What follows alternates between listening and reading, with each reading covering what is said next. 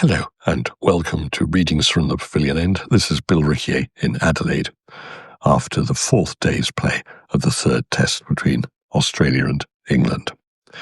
Given the general hopelessness of their position last night, there were times when England really looked not too bad at all today. One was rather gloomy at the start when it seemed that Australia would simply bat them out of the game, maybe bat till the middle of the afternoon, make it utterly hopeless. Australia started on 271 for 4, and the two South Australians, Travis Head and Alex Carey, continued in the confident vein in which they'd batted last night. Head, of course, has played a wonderful innings. Then at 311 for 4, Head, quite against the run of play, the locals, of course, were all hoping he'd get a double century, was caught.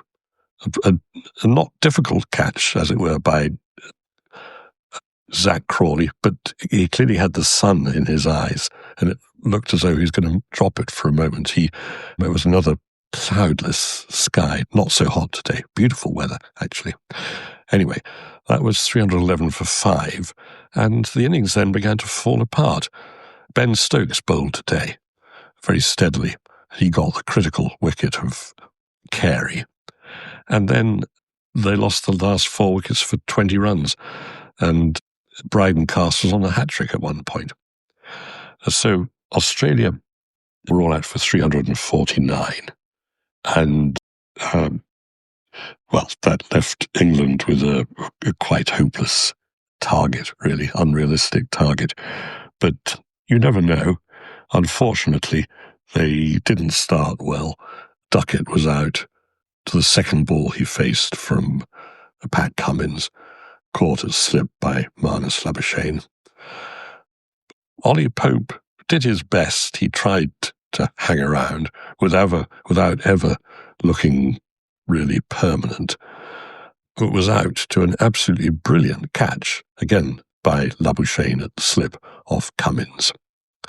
That brought in Joe Root, and Root and Crawley stayed together and batted very steadily.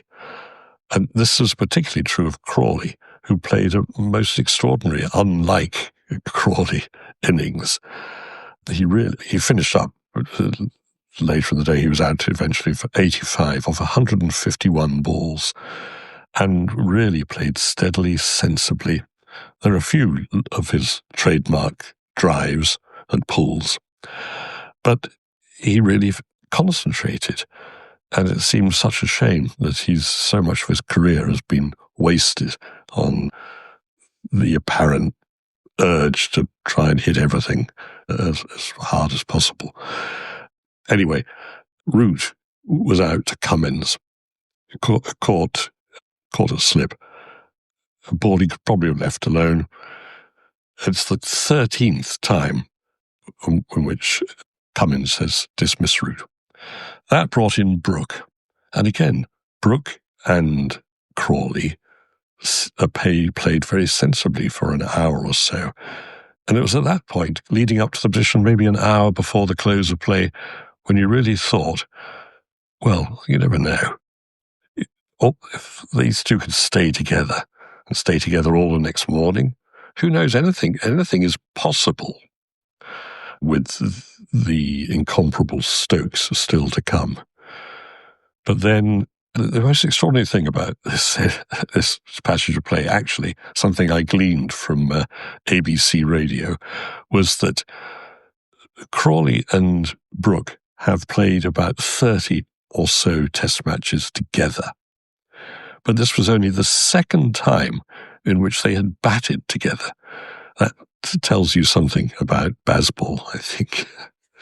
Anyway, then it's so annoying. Brooke, as he does so often, he just seemed to forget what he was supposed to be doing. Launched into, I can't remember, a reverse switch hit or something of Lyon, who'd just come back on to bowl, having bowled steadily but not particularly effectively for an hour or so earlier, and missed it and was bowled. That brought in Stokes, and Stokes looked, as always, immaculate and as determined as ever. then he misjudged a flight of a ball from Lyon, and he was also bowled. And two overs after that, Crawley was stumped by Carey off Lyon. So they'd gone from something like 177 for 3 to 194 for 6. And at the close of play, it was 207 for 6 with Jamie Smith and Will Jacks at the crease. Of course, Smith has got hundreds in Test cricket. He got a wonderful 150 against India. But I think we have to be realistic and admit that Australia are simply too good in their own conditions. They have retained, they will have probably by lunchtime tomorrow, they'll have retained the Ashes and have a 3-0 lead in this series. And I have to confess to you that I will not be going to the Adelaide Oval tomorrow. I will be going to the McLaren Vale wine area. And so I'd like to wish you all a very happy Christmas.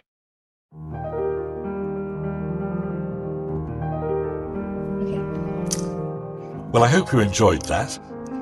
Please subscribe, as you can do that by looking at the website where you found this. Recommend to your friends, and I'm more than happy to take requests. Thank you.